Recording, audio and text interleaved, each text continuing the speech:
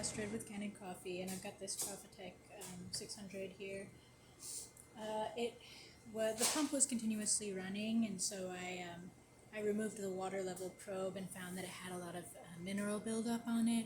So once I cleaned that water level probe and put it back in the machine, everything's working great. The pump stops once it hits that probe, telling the machine that it's full. So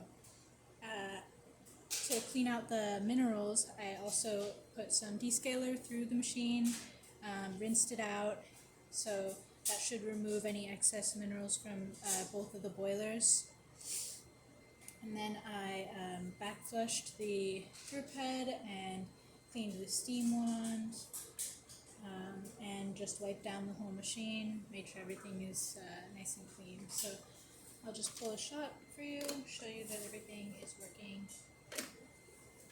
Oh, there's also a new screen and gasket in the E61 group head. So here's the old one. As you can see, it's just a bit dirty, and the gasket is a little bit stiff. So there's a new screen and gasket in here. Let's pull a shot. Now this is our test coffee, so it might not be perfectly calibrated to the machine, but we should still be able to get something pretty decent.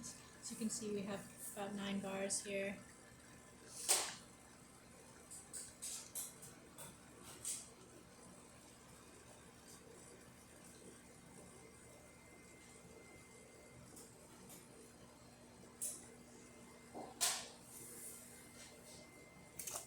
I'll just stop it at 30 seconds.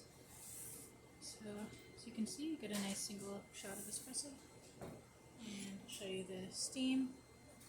Nice strong steam. And just put a little hot water. There you go. Alright, if you like this video, please subscribe to the channel and hit the like button. Thanks so much.